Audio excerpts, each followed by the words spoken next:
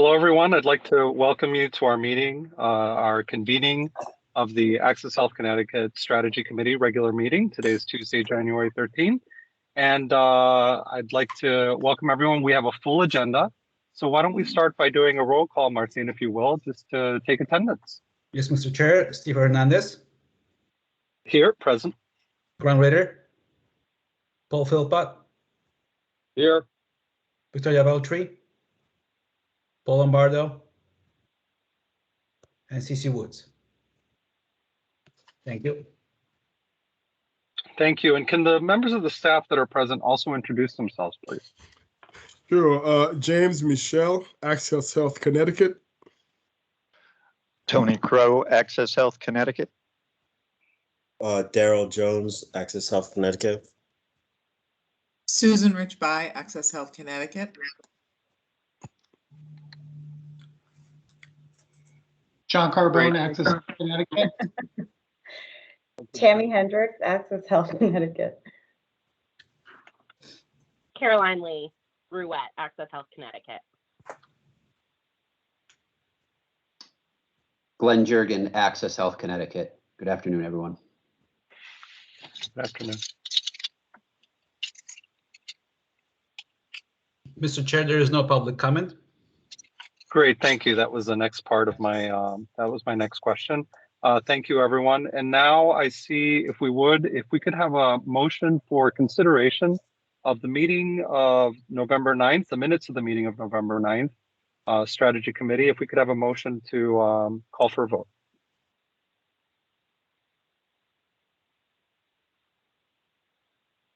So moved. Is there a motion? Great, thank you. Is there a second? Oh, I moved it. Great, thank you. And Marcin, if you could please do a roll call. Sure. Oh, is there any discussion, I should ask? Great, hearing none. If we could move for a roll call, Steve Hernandez votes yes. Yes. Grant Ritter. Paul Philpott. Yes. Victoria Beltry. Paul Lombardo. And CC Woods. Yes. Thank you. Thank you so much. And moving right along, Mr. Marcin, I see that next we have a report by Access Health Connecticut staff on strategic initiatives. I wonder if our leader would like to speak first. Otherwise, we can go straight to the staff. Sure. I'll welcome Grant. Mr. Chairman, thank you very much for this opportunity to present to the committee.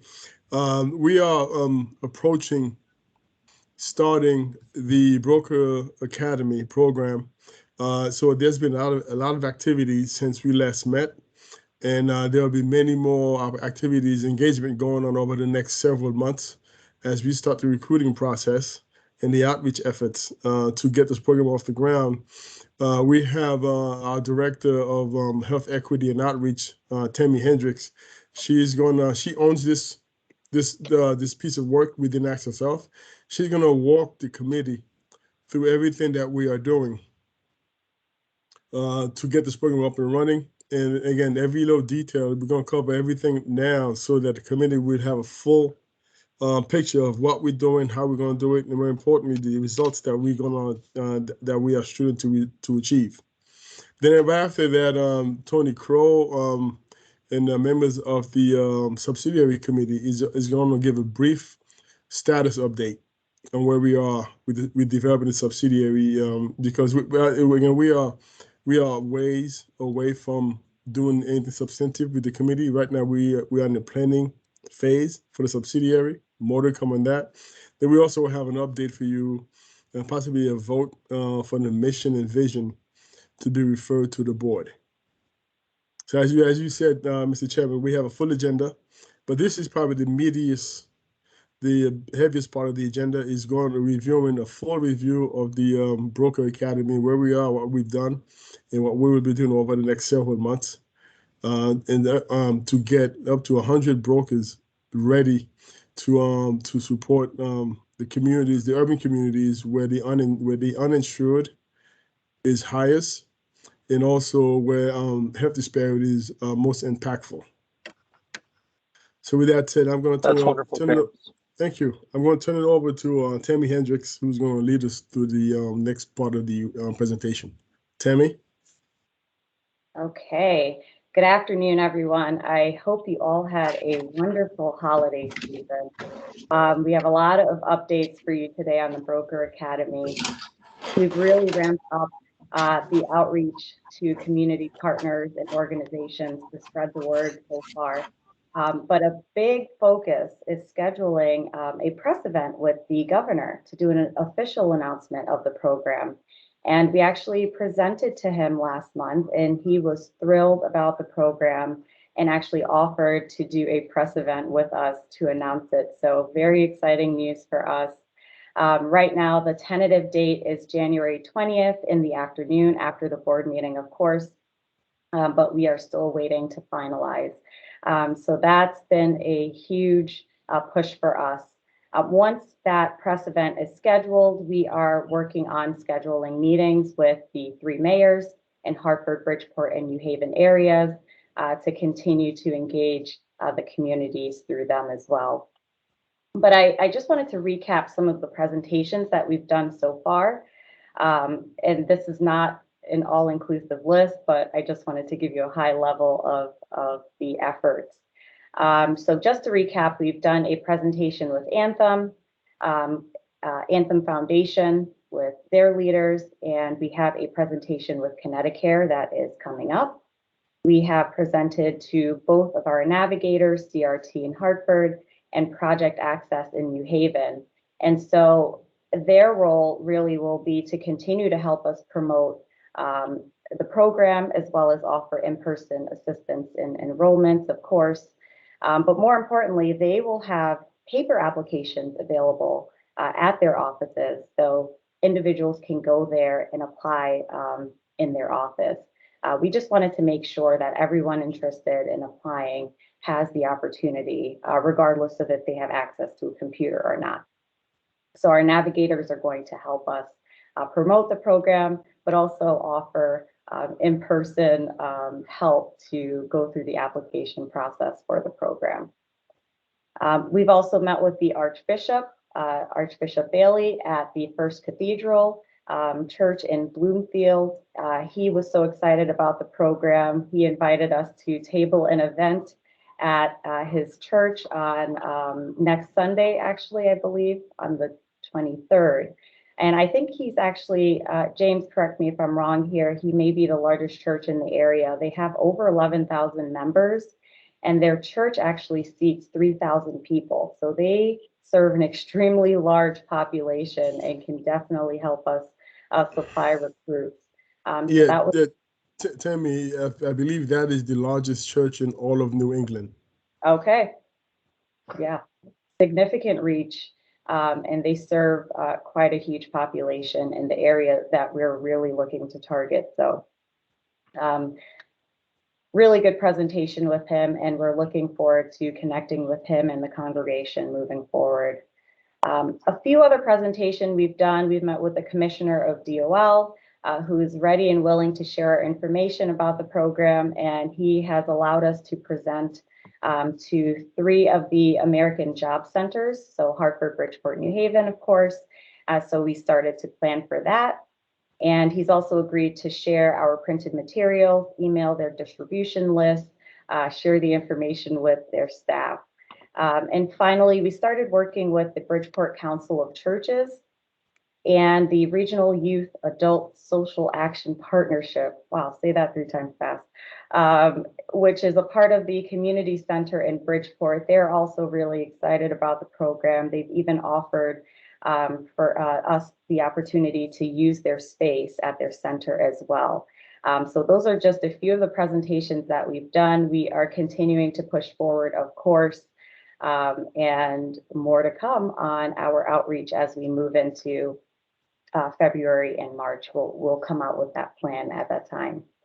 But to further reach all of our partners, we are enlisting the help of the marketing team, of course, and they are working on a press release which will follow the press event with the governor.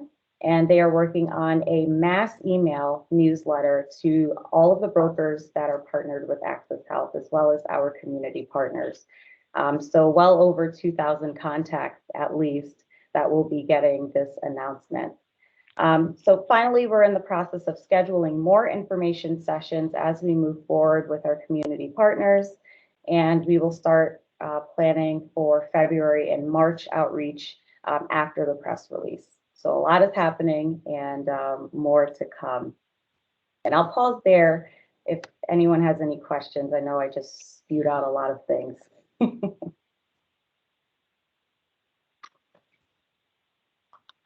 Okay, hearing none. Martin, we can move to the I think next. my only question would be if when we do have the press conference with the governor, is this something that members of the board or the strategy committee will be invited to, or is that not appropriate? I think we're planning a virtual. I'll let Steve, absolutely, Steve. It'll be a virtual press conference because of the Omicron. The governor has opted for a virtual press conference. So absolutely, we will. Once it's settled, we'll forward it to the entire board. So anyone who wants to join will be available to join. Yeah. And because it's virtual, you know, I can't imagine there will be any limitations. So it actually works out in our favor having it be a virtual event. So more information to come on that. We are working out the details. We can move on to the next slide. So another big announcement is we have received our first grant from the Connecticut Health Foundation. They've been great allies with us throughout the planning phase of the program, and they're very excited to see us stand up the program. So we've received $25,000 from them to help with the startup costs associated with the recruitment and outreach phase. But we are in the process of pursuing a larger grant with them, as well as pursuing grants from other organizations as well. So more information to come. This is great news. We worked really hard on this grant, and we are planning to pursue others. We can go to the next slide if we don't have any questions. Okay, so the application process is really complete. We have all the HR documents required in place for applicants as they go through the application. And our IT team has completed the new Broker Academy page and online application. This is really exciting. We put a lot of work into this. This will be ready for launch within the next week. We also designated 2 emails specifically for the program. One will be for general questions, and one will be for application related questions. And of course, we're going to encourage folks to apply using the online application, which will be the fastest way. But of course, they can apply at our Navigator sites as well if technology is an issue. So again, the page will launch on 1/21.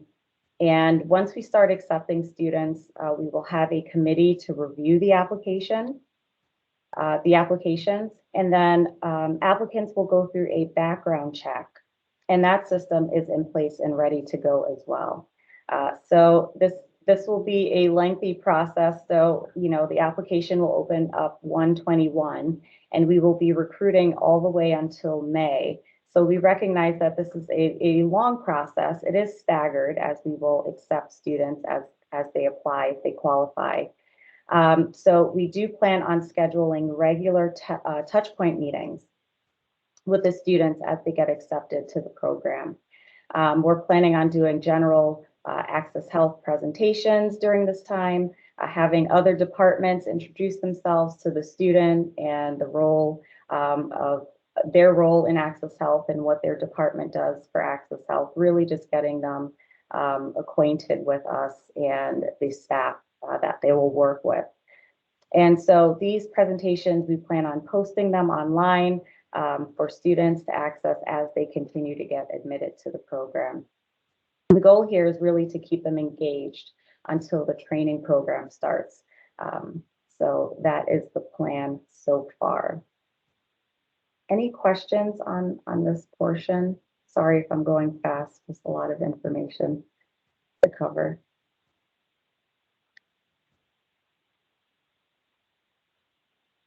Okay, we can move on to the next slide.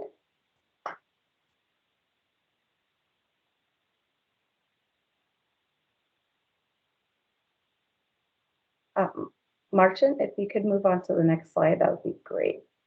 I think it's Martin. Okay. Thank you.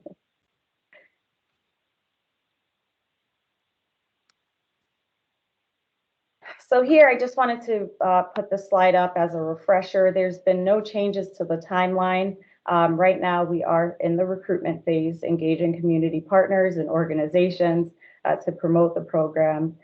We are fully ready and prepared to accept applications as of next week.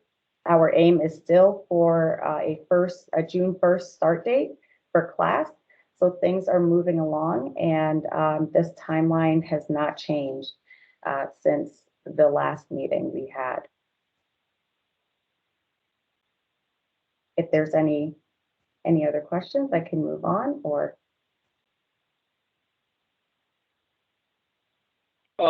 Yes, this is Paul. I've got a question.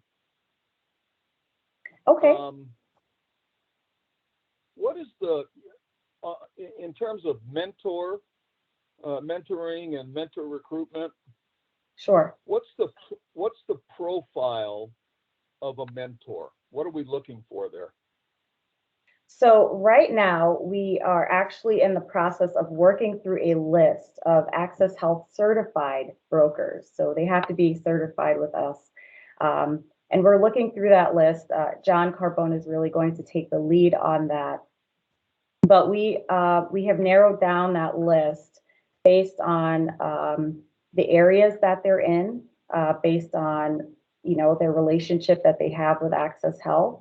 And we are doing outreach to see if they're interested in serving as mentors at the end of the program.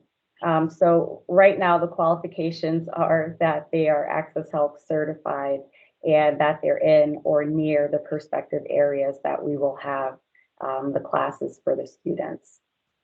But John is really working out more of the details on that end. John, I'm not sure if you wanted to add anything to that. Yeah, just really briefly, Paul, we're going to make sure that we find those seasoned brokers that are basically good educators, and we'll be able to nurture them to have them understand the entire health insurance pool here in Connecticut. So we're going to kind of do our due diligence and make sure that we have the perfect fit for that new candidate and the right broker to mentor this individual through the entire process. Great. I mean, if we can find the right people, that would be an outstanding part of the program, I would think. Yep. Paul, we have when we mention this program to brokers, they are lining up to volunteer. Yeah, well, that's great. to be a mentor or to be someone that could be helpful to the new brokers. Great. I think this part of the program will be indispensable, really. Mm-hmm. Absolutely. Because you're talking about, these are the people that are already very successfully doing it. So, I mean, there's a lot they could pass on, I think. Mm-hmm. Absolutely. So we've actually engaged with a few brokers as well. We're waiting for feedback. Of course, we want to work closely with them.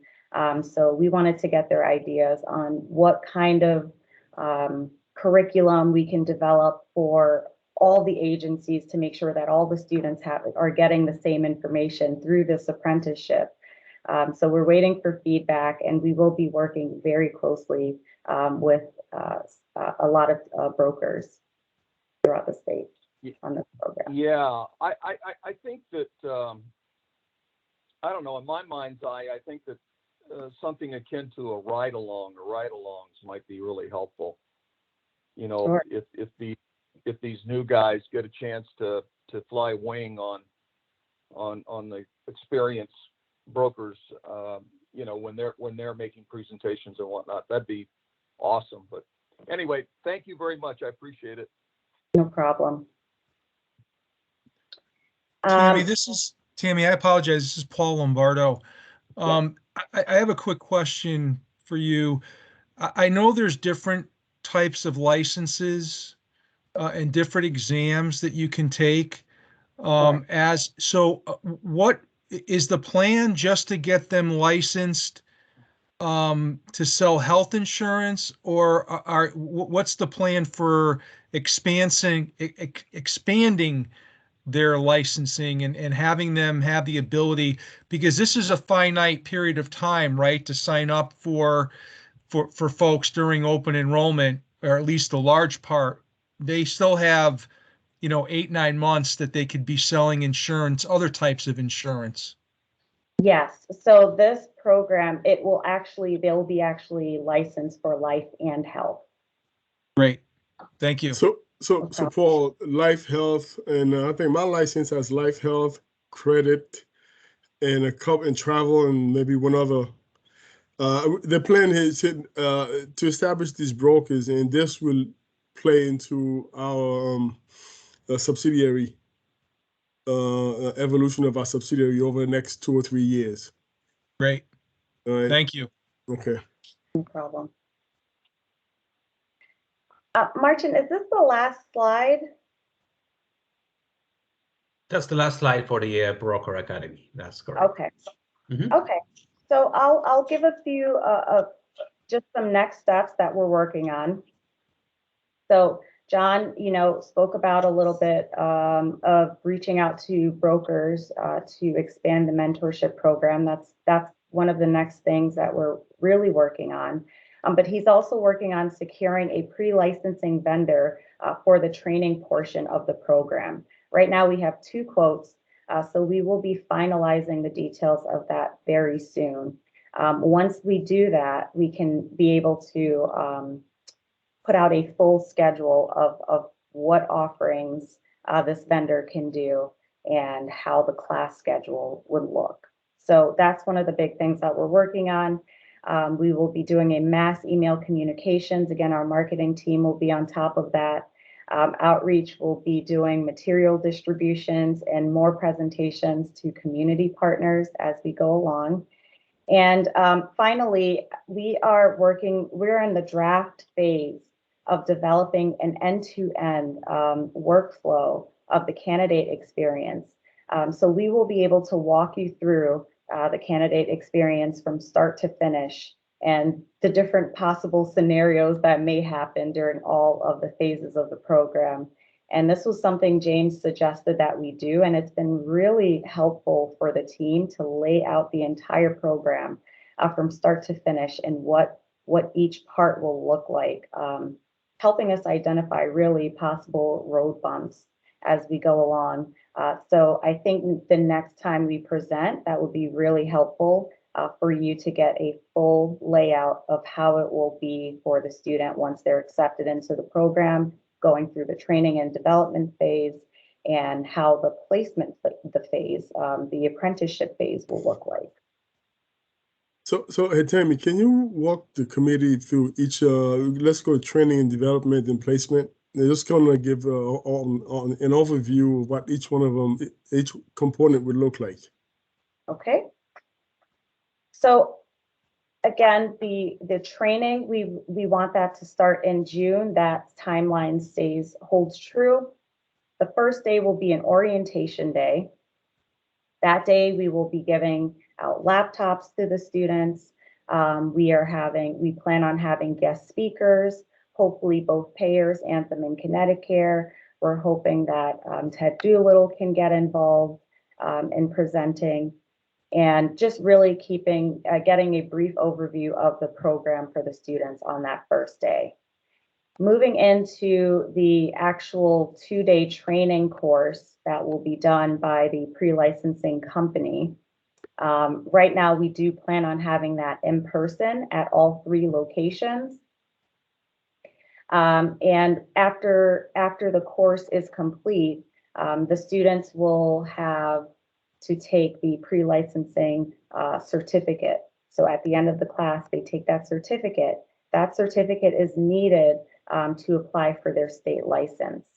Now, if they don't pass that test at the end of the class, they will enter in a self-study period. And we've allotted a lot of time for this just to accommodate for the different levels of learning and studying. So they can get through that self-study period, take the class exam, and then use that certificate to then apply for the state exam. And we want all the students licensed by the end of July. Okay, I see a thumbs up, which is good.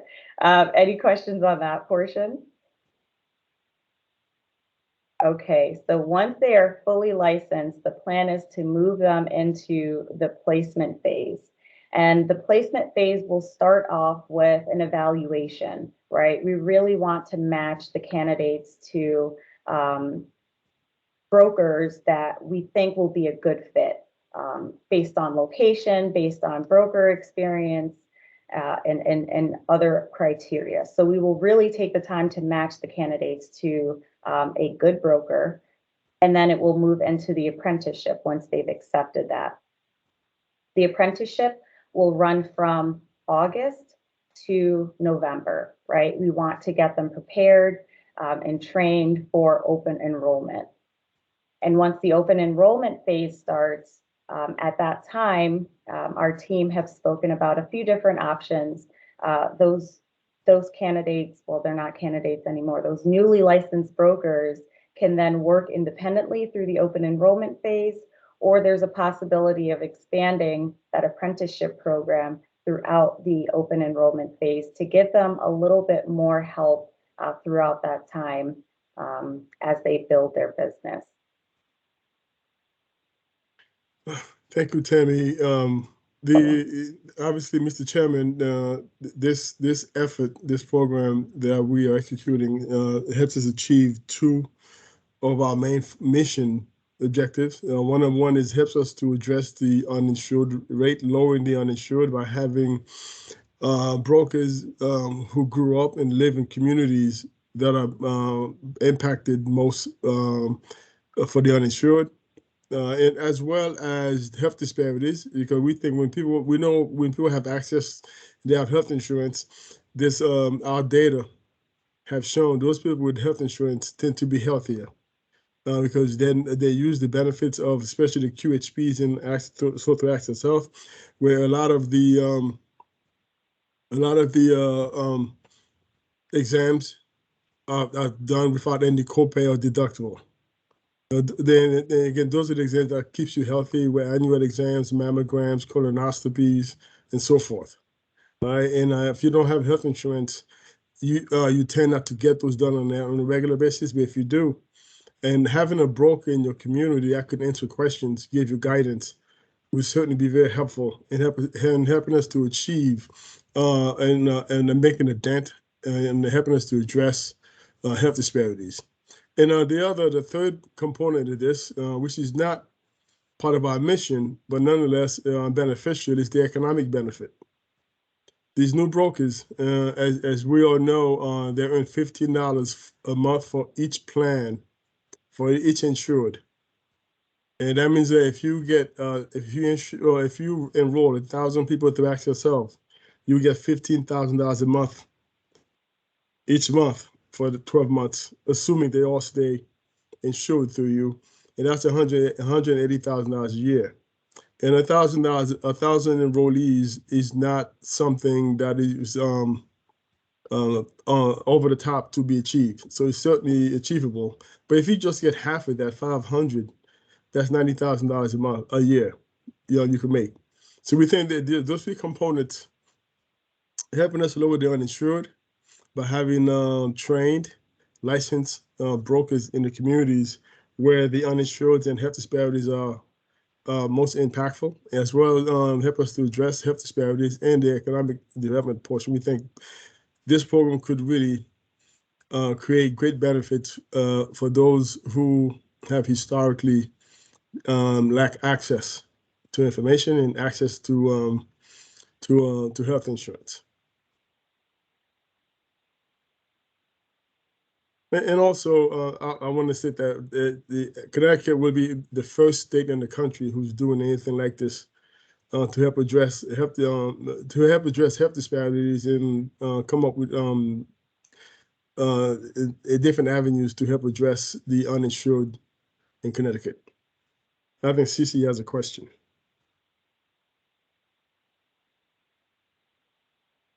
Cece, I think you're still on mute, Cece.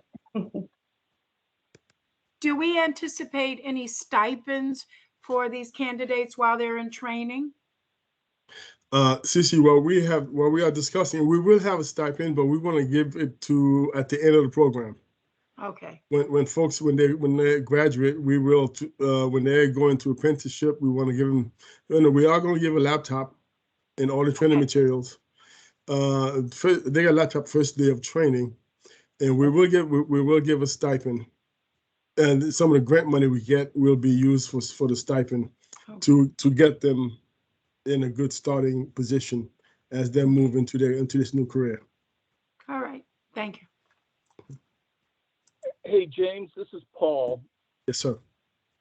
I think one of the things that you might consider is whoever the mentors are, I think that a consultation with the mentor regarding the competence of his mentee would be called for. In other words, that guy is working with that person every day. So I don't know who would be better qualified to comment on that person's competence than the mentor, right? Mm-hmm. So, correct. So I think I'd include, make that part of the process. Okay. And the other thing is, I really think that just having that short apprenticeship and then cutting these guys loose for open enrollment, I think that's a bit optimistic. And my own view would be that these guys are going to need a longer mentoring period.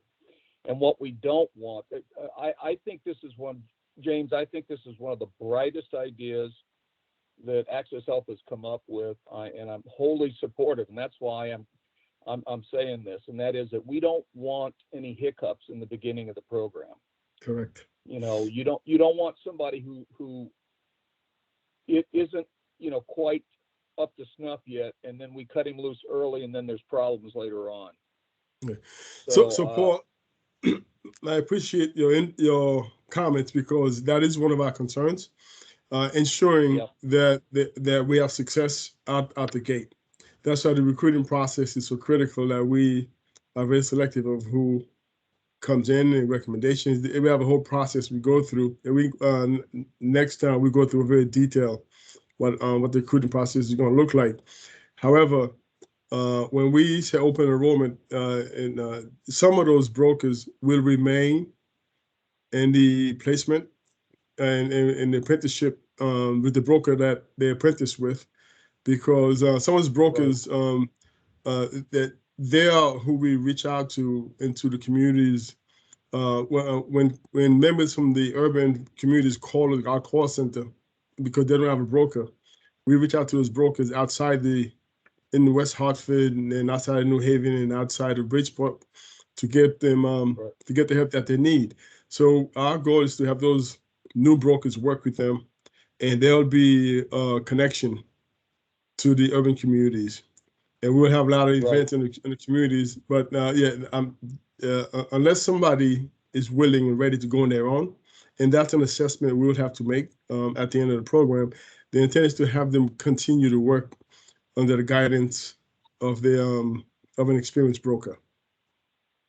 And that was one of the things we spoke about as well, giving students the option after the 90-day training period, apprenticeship, to continue to work with that broker through open enrollment. So that will be an option for students. We thought the exact same thing. Okay. Yeah, because 90 days is not a lot. No, in that space. And again, like I say, I think if you talk to Paul Lombardo, he could give you some horror stories from marketplace issues that have popped up from brokers that weren't qualified and ended up getting themselves in serious trouble. So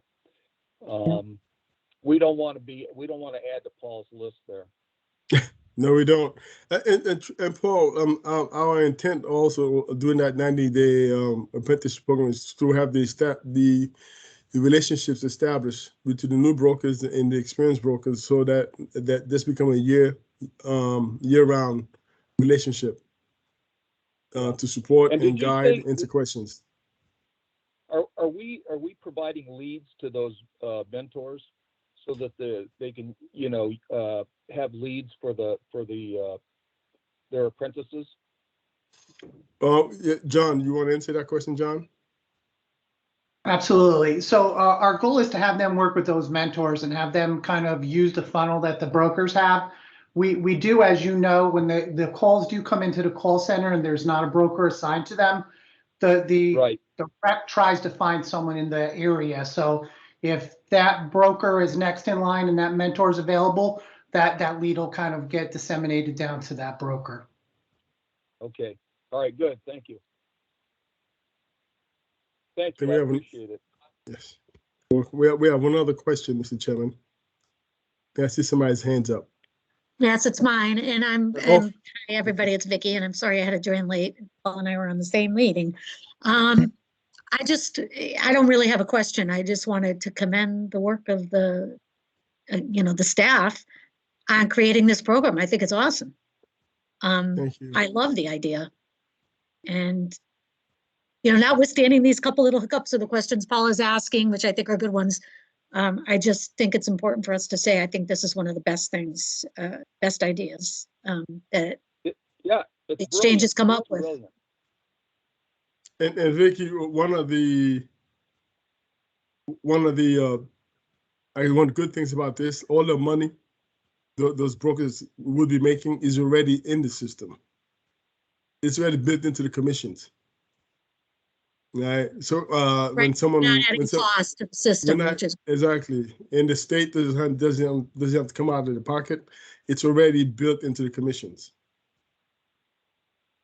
I think maybe perhaps one more point that's worth making, and I've intimated this, so correct me if I'm wrong, James, but it seems to me that the apprenticeship line, right, which is those 90 such days, that line in some way will continue after those 90 days because of the relationship that is formed. Correct. So I don't want us to feel as if open enrollment is also kind of open season. It really is a continuing relationship that'll continue to benefit from mutual learning and continuous growth. Absolutely. And also, Mr. Chairman, the licensed people, they will also be able to sell life insurance as well with the license. So that's a year-round opportunity to add to the income that they could earn. And again, working with an apprenticeship with the experienced broker also could be very helpful. 12 months a year, not just doing open enrollment.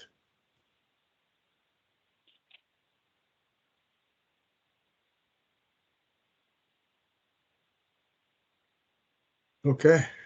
Very good point. Thank you very much for all the suggestions. I wrote them down, and thank you for your time today. Thank you, Tammy.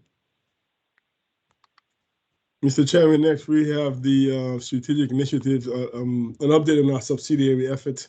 And there's a direct link with the Broker Academy and the subsidiary, but that'll come up down the road. But now we just give you an update on the project plan and timeline and where we are with the subsidiary. Tony, are you doing this or is Susan? I'll start it off, James. Okay. Hi, everyone. Tony Crow from Access Health, Connecticut. Susan Richby, Daryl Jones, and myself are on a committee to stand up the subsidiary. And as you can see on this slide, there are many phases. And one of the things that we have found is that even though the phases are numeric, the implementation is not chronological. Many things are happening at the same time. So right now we're in a very deep dive for the business plan. We're working with our partners at Minton Hoke to put together a comprehensive business plan so that when we come to this committee and then hopefully the board with this committee's approval, we will be ready to answer most of the questions. A lot of things have to be sorted out. This is a longer road than the Broker Academy, and kudos to Tammy and her team for standing that project up so quickly. This one's going to take a little bit more time. We've put quite a bit of time into it already, and we have completed part of the business plan. We're now moving on to the financial aspects with different models to see how viable certain products are that we're thinking about. But everything is still on the table. But as you can see, we're looking to complete the business plan by the end of March so that we can bring it to you folks for comments, feedback, adjustments, that sort of thing. But in the meantime, we will be updating you every month as to our progress. And then after the business plan, there's still a lot of work to be done. The actual legal work of standing up the subsidiary, organizing the company itself, which platforms are we going to use to sell products or offer services, developing those products. And then, of course, obviously, as always, marketing and outreach are going to play a major role in the implementation. So we are, I'd say, in a marathon of 26 miles, we're probably at the 5-mile mark. We've got a ways to go, but we will keep you apprised as we move along. Marcin, can you go to the next slide, please? So this is the timeline that we're giving ourselves for the business plan development. We have spent quite a bit of time since November and into this month creating a market analysis. We've had many planning sessions to come up with the missions and goals. Who do we want to appeal to? What's the business value proposition?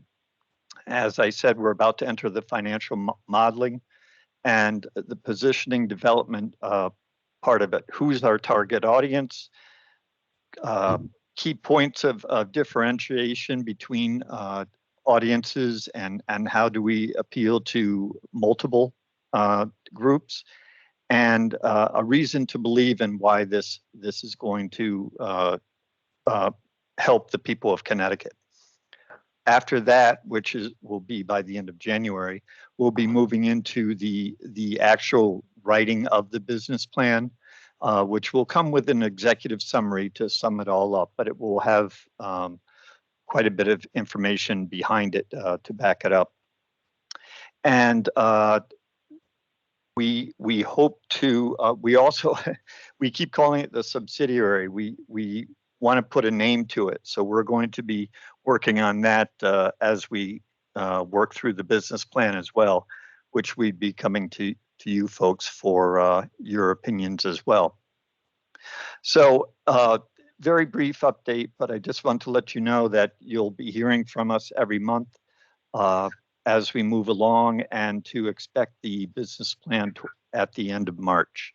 And I'm going to ask Daryl or Susan if there's anything else that I missed or anything that they'd like to bring up to the committee. No, hey Tony, Daryl Jones, Director of Finance. Tony, you hit it right on the nail. The only thing I want to add is that this is totally a team approach. It's, Tony, Susan, and I are definitely spearheading this effort, but this is a all hands on deck. We are utilizing, working with people in the finance or legal. We're just working together as a team, and that's the essence, or the great thing about Access Health is that we can actually use that team approach and accomplish this. So this task might seem very big, but because of our team approach and the various skill sets that we have at Access Health, we actually make this and achieve this goal at the end of the day. So very excited about it. This is it's something new for me and a lot of people at Access Health, and it's exciting. It's an exciting time. And I look forward to down the road presenting to the committee as our progress progresses. Thank you. Susan, do you have anything you want?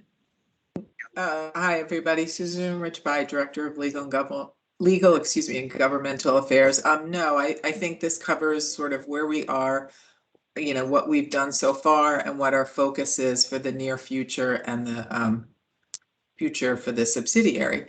So, and as Daryl mentioned, this is truly a team approach. So it's kind of an exciting opportunity for us, for our staff, to think about, future work that'll come up for different people on the staff and perhaps people who aren't with our organization right now. So that also is a great positive for us at this point.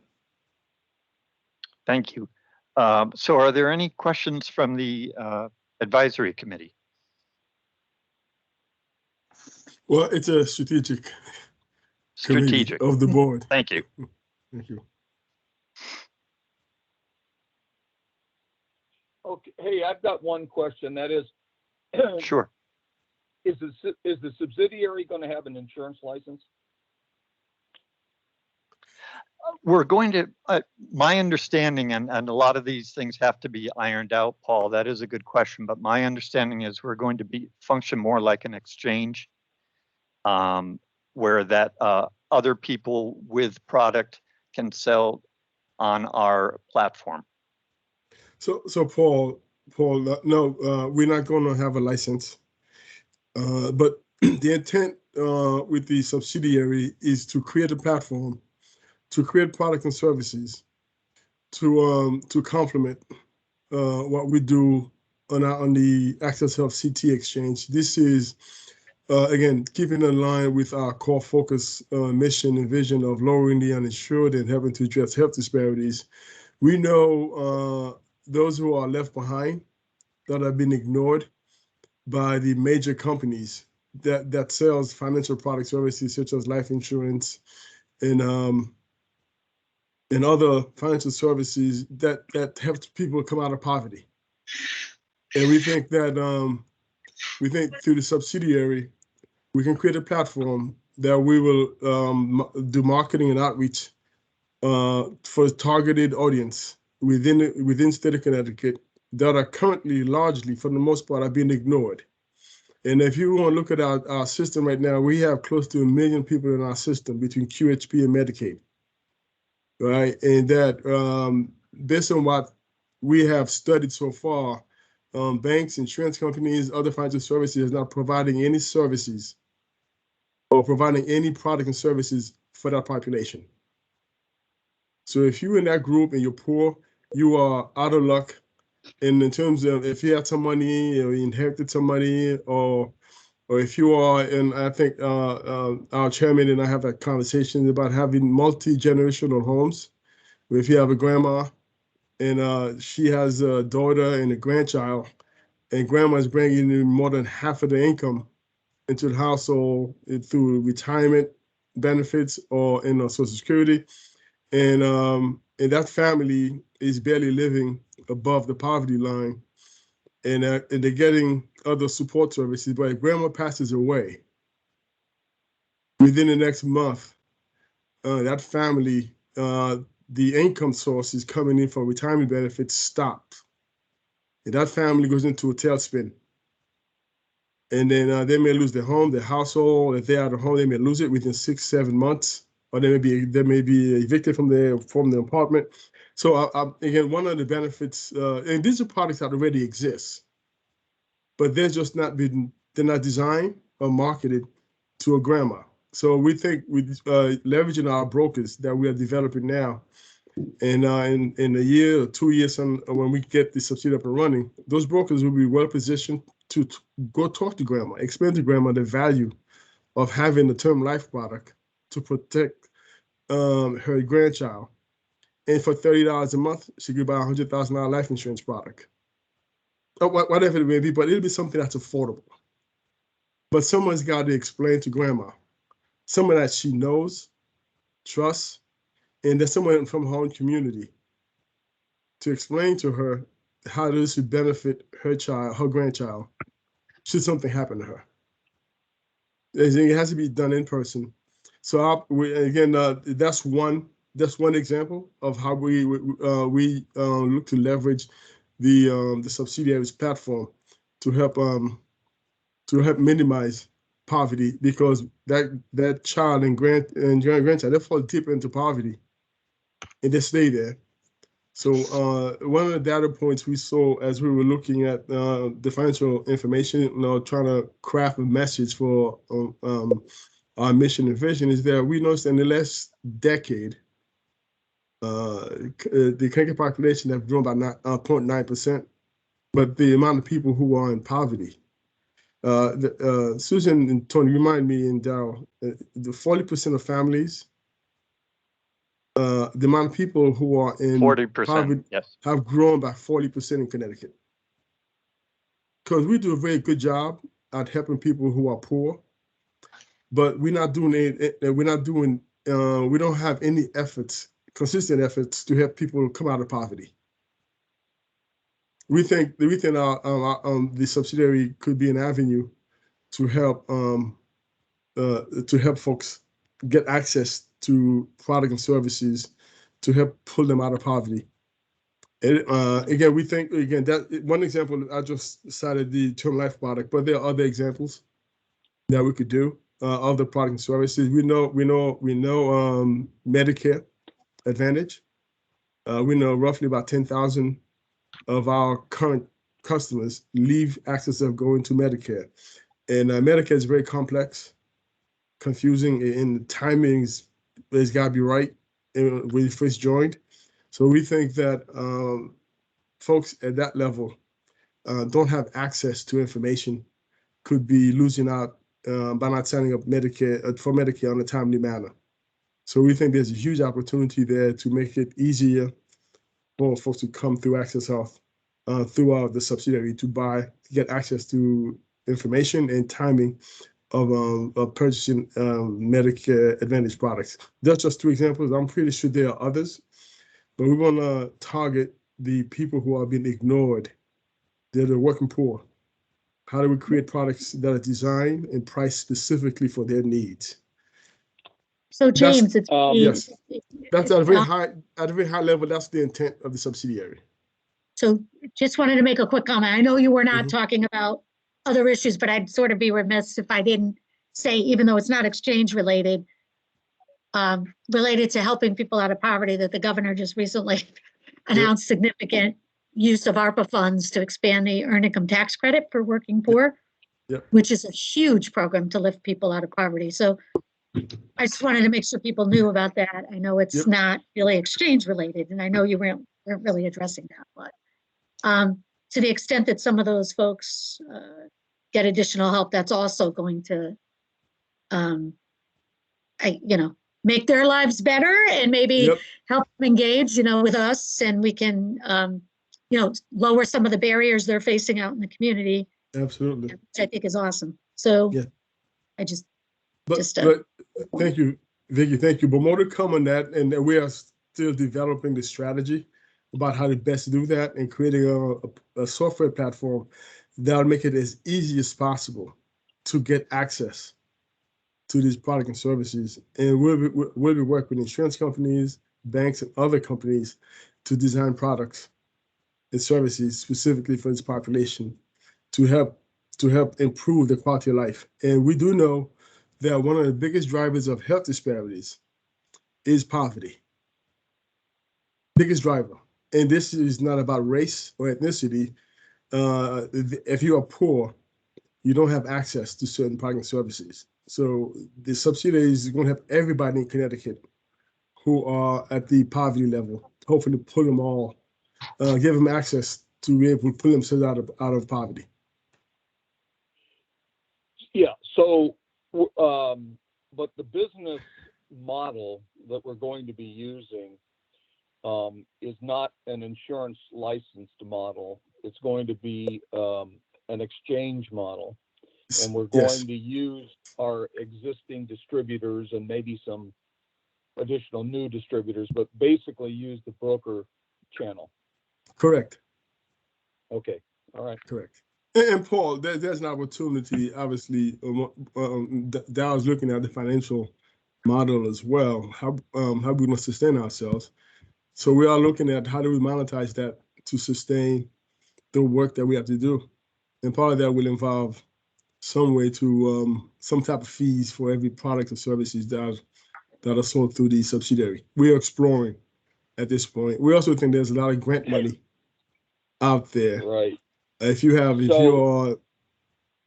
go ahead, Paul, sorry. Yeah, no, I was just going to say, I know that every year when we go through the financials, I point out how our income's going down every year, right? Mm-hmm. Yes, it is. And through the assessment process. Yes. And that's why early years ago when we, talked about the subsidiary, one of us I was thinking about is there a way to monetize that activity and whatever income came from that to offset losses that we're getting on the assessment side rather than ask for a bigger assessment. No. Yep. So, yeah. So if that's if that can be included in part of the plan, then great. If not, we obviously know something about running an exchange model, right? That's right in our wheelhouse. Yes. So That's what we do. And we've already got, we've got a process by which we recruit and sustain our brokerage distribution. So you got pretty much everything you need there. So I get that. That's something that we could, I think, be very good at. Yeah, and Paul, one of the things we have become excellent at is the marketing and outreach. For the hard to reach populations. And we have the connections with the community organizations where we go in there, because sending life insurance to a population who's not used to it, you have to do it in person. You have to go into communities with people that know and trust. And again, this is where our broker academy is going to be very helpful by developing those brokers right now. So when we are ready to move forward, there would already have been established in the communities, and they are from those communities, and they have the relationships. So we think that's going to be very helpful, and especially bringing folks along to buy products and services that'll be foreign to them. I mean, it's simply because they just haven't had the access, and no one's been marketing to them. Right. Yeah, and having been in the Medicare Advantage business for a long time, I can tell you that the serious distributors of those products, they have their own outreach programs to these communities. And one of the things that's unique about it is that all of these are in-home appointments. Mm-hmm. In person, these are people that are not going to watch TV and call the 800 number and be proactive or that sort of thing. You really need to have an in-home appointment there. And so a lot of these Medicare Advantage practitioners, they have a sales force that does precisely that. So absolutely. But yeah, I think Paul, you guys are headed down the right path. Yeah. And Paul, you know what? If someone wanted to partner with us to do exactly what you just said, absolutely, we would be open to that as well.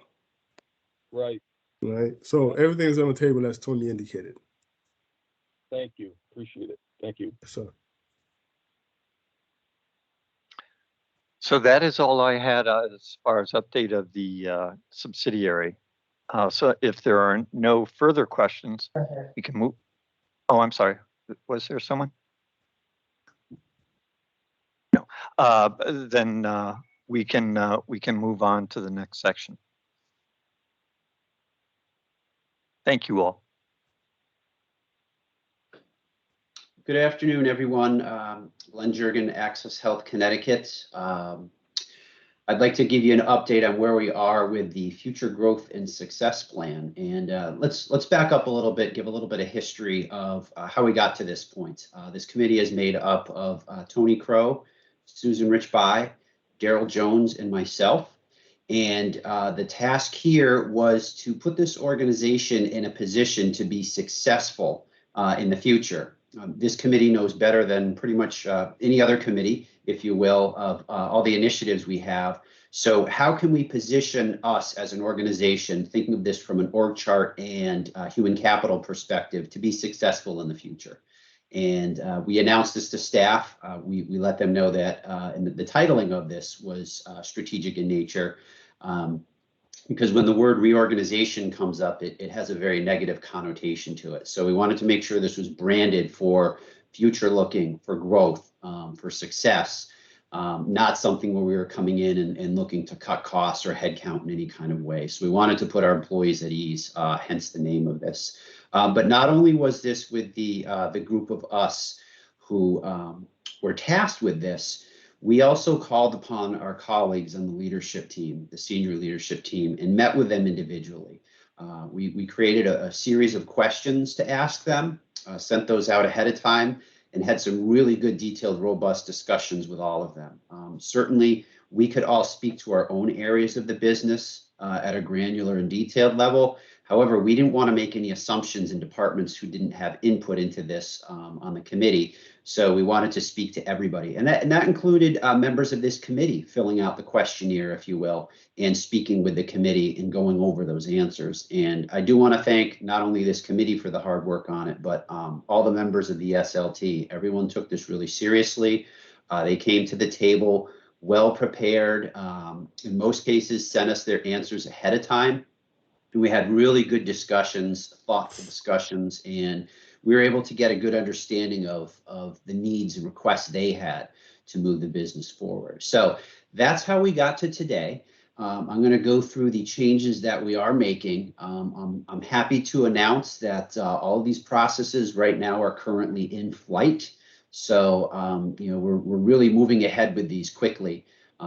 And there's a lot of activity here, both internally and externally, when it comes to some position moves in the recruiting process. So I'll jump right in, folks. The first department we're going to talk about is shop. And what we're doing is moving over a customer resolution specialist.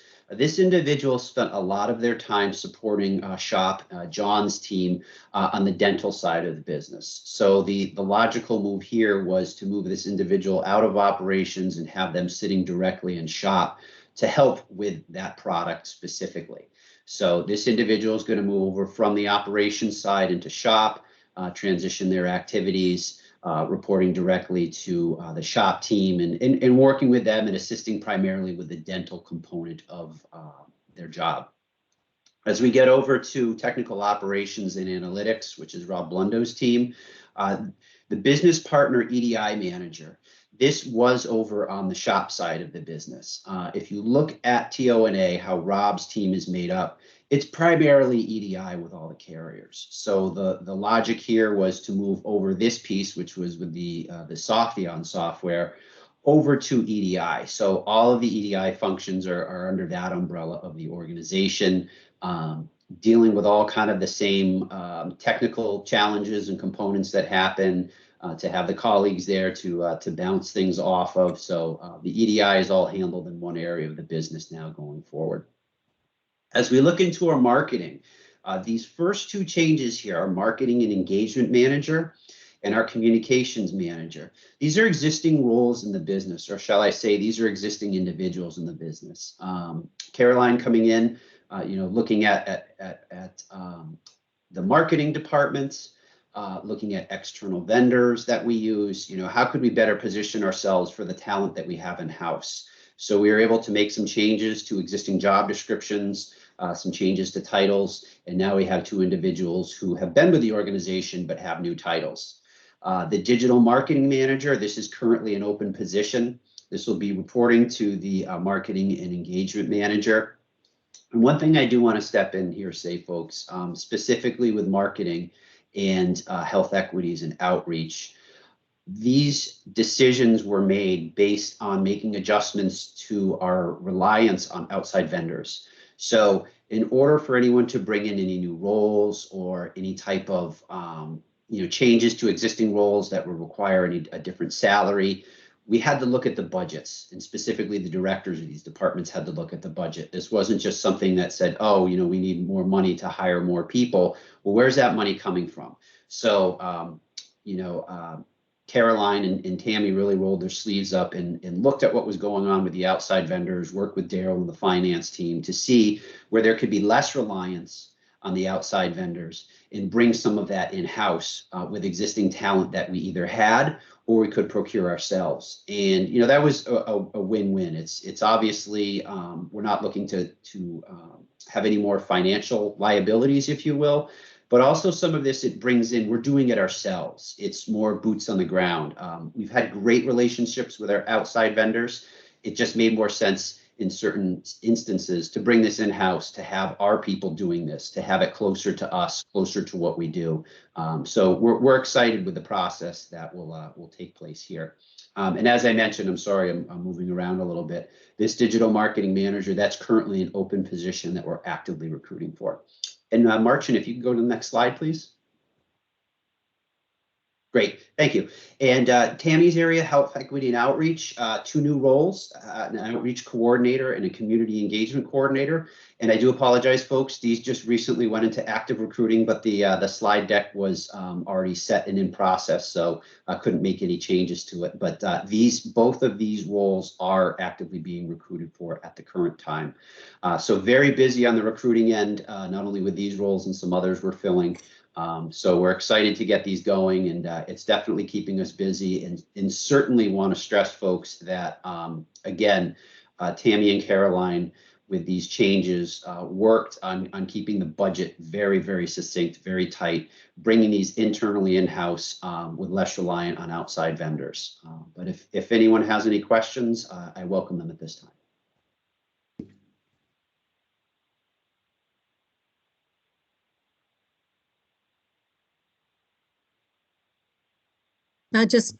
Glenn, sorry, it's Vicky. I think it's great that we're getting more community engagement and outreach staff. I think that's a good thing. I don't think we can underplay the need to be in the community as much as possible, and it coincides with the mission. So I'm happy to see that happening. It's just a quick comment. Excellent, thank you, Vicky. Appreciate it. And Vicky, as Jen indicated, all those budget neutral. So the money's coming out of the our vendors' contract, and we're moving it into our operating budget so that we could hire our own people to use year round as opposed to vendors. Even better. Yeah. Even better. So meaning that we're not going to increase our budget because we're adding roles. We're just shifting from vendors into staff. It's great. Thank you. All right, well, thank you very much, everybody. Appreciate your time. Okay. Susan, right? Yes, thank you, James. Marcin, could you move to the next slide? So I'll start with the mission and vision status update. As our organization has grown and evolved in the last 10 years, which is hard to believe since our creation, we're continuing our work on the review and updating of the mission, vision, and principle statements that we discussed with you back in September. So we began this work pretty much third quarter of 2021, beginning with some staff sessions and a presentation to this committee at the September meeting. Then the senior leadership team has been figuring out the best way to approach the next step, and we have just started conducting some ideation sessions on potential updates to these statements, and we will then share the results with the strategy committee for its recommendations to the board. Once the committee has made its recommendations, it'll be presented to the board for review and final adoption to update the mission, vision, and principle statements so that we can really represent AHCT's current and future direction, where we are now and going forward into the future. If you go to the next slide, Marcin. So I don't know if anyone had any questions, so I'm sorry, I'll pause on the mission and vision status update before we start talking about the advisory committees. Seems like we're good. Okay. Thank you. Can you go to the next slide and the next one after that? One more, Marcin. Thank you. So back in September, we also started looking at the advisory committee structure to see if there are any changes needed to support our current and future operations and work. So to begin with, these are some of the statutes, both state and federal, that provide the authority for the exchange to have advisory committees. And then if you go to the next slide, Martin. These are the 4 committees that were created back in 2012. The Health Plan Benefits and Qualifications Committee, the Small Business Health Options Program, SHOP Committee, Consumer Experience and Outreach Committee, and the Broker Agents and Navigators Committee. And I've noted on here, some of those committees have not met in a while. So the last dates of the last meetings are noted here. And back in 2012, the board also voted on recommendations for the membership of these committees. And guiding principles were also approved. You go to the next slide.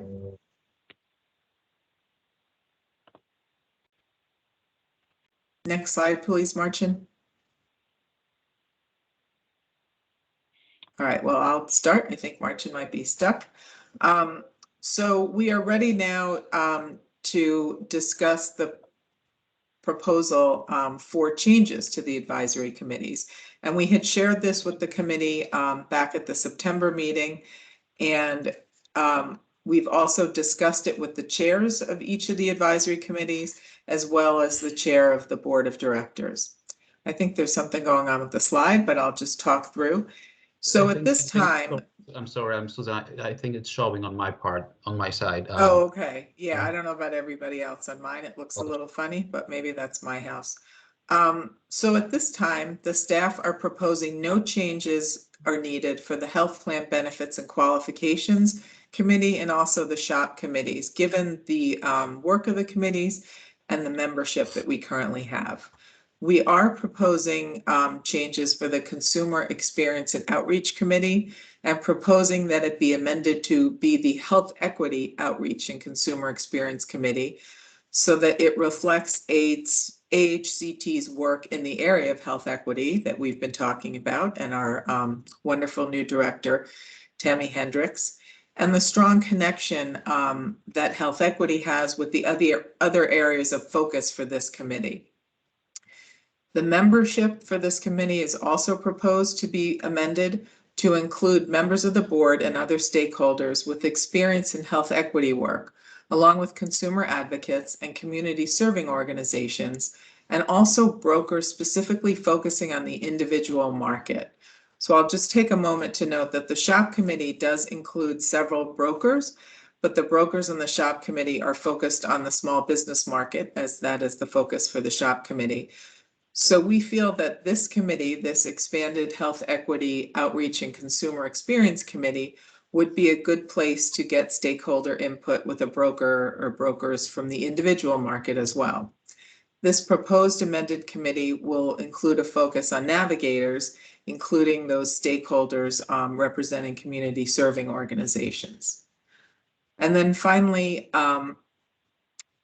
given the proposed changes to the membership for the Health Equity Outreach and Consumer Experience Committee and the membership of SHOP and the Health Plan Benefits and Qualifications Committee, staff at this time are proposing that the Brokers, Agents, and Navigator Committee be disbanded because we've got the stakeholder input from these various sectors would be represented by the other 3 committees, and we feel that that is a better fit going forward with our work.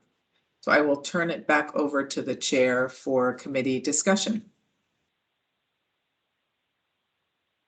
Thank you so much. And I just by way of clarification, one thing that comes to mind is that centering health equity, for the reason that you said earlier, James, the notion that the determinants of health, which include equitable access, but also understanding the inputs that cause the inequities, and our role in informing and preventing some of those inputs is so incredibly important. So the way in which you are recommending that you center health equity in this way, so that this isn't about just nuts and bolts brokering, outreach and consumer experience, it's more about fully understanding our mission specifically. So I think it's a wonderful recommendation, and we thank you. I thank you. Any other questions from anyone else? Steve, this is Paul. I've got a comment on dissolving the Brokers, Agents, and Navigators Committee. It's been so long since that group met, but I think I used to be the chairman of it. And let me just make this comment. I think it's entirely appropriate, mainly because broker feedback, broker education is a continuous process at Access Health. Meaning that if brokers have questions, they don't want to wait till there's some type of meeting so they can get an answer. They call John or people on his team to get immediate answers. Training and education is held all the time on a schedule that's pretty aggressive, I think. So again, I think that just by having a couple of those stakeholders on the Consumer Experience and Outreach Committee more than makes up for dissolving that old committee.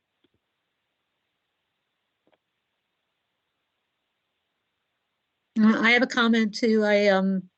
Having been around the block with the committees, so Susan was talking about 2012 and the myriad changes. I like the change of the focus of the name of the committee. It's a mouthful, but maybe, as in all healthcare, we'll come up with an acronym or something so we can help get it out. HEOC, Vicki. But, yeah, exactly. Instead of HPBQ, now we'll have HEOC.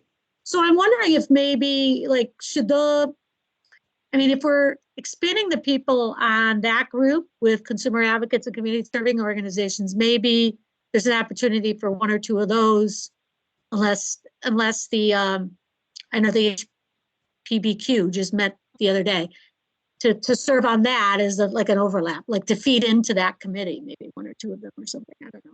But at least their advice can fit in, obviously. But I know there's an existing consumer, at least one or two, or maybe even more than that, representatives on the HPBQ.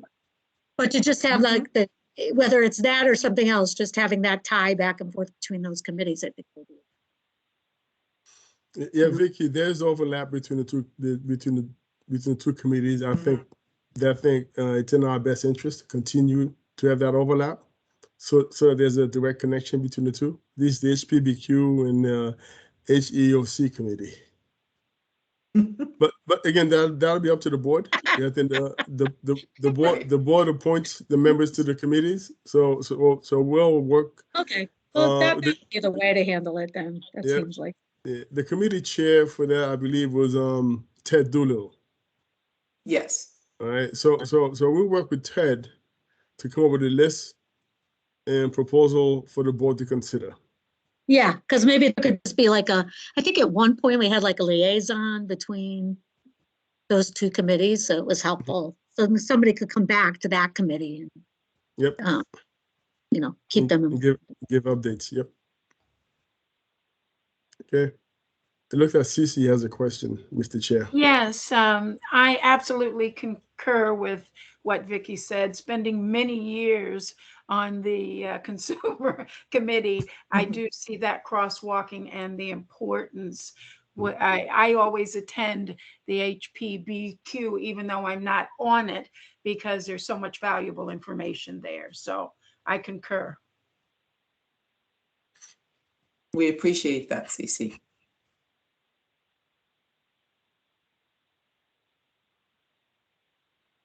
So Susan, do we need a vote now? Yes, if you, I'll turn it back over to the chair. He's got a draft language for a vote.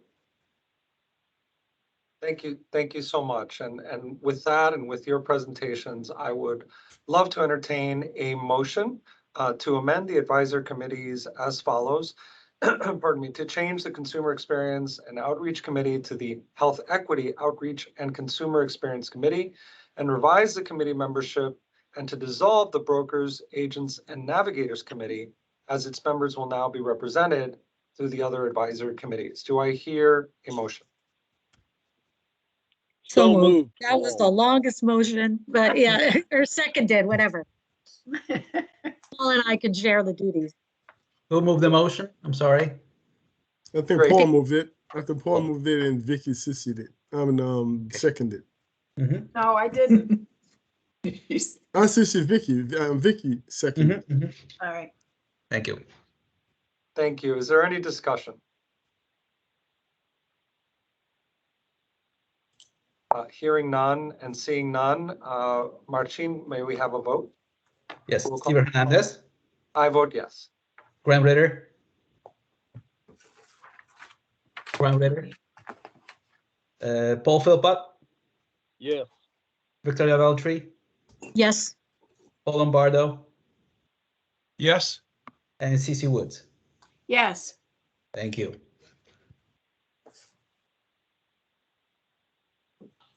Thank you so much. And James and the staff, I would, first of all, I'd like to wholeheartedly thank you for all of the progress that you have continued to make in our strategic initiatives. It is remarkable, and you have not taken a break.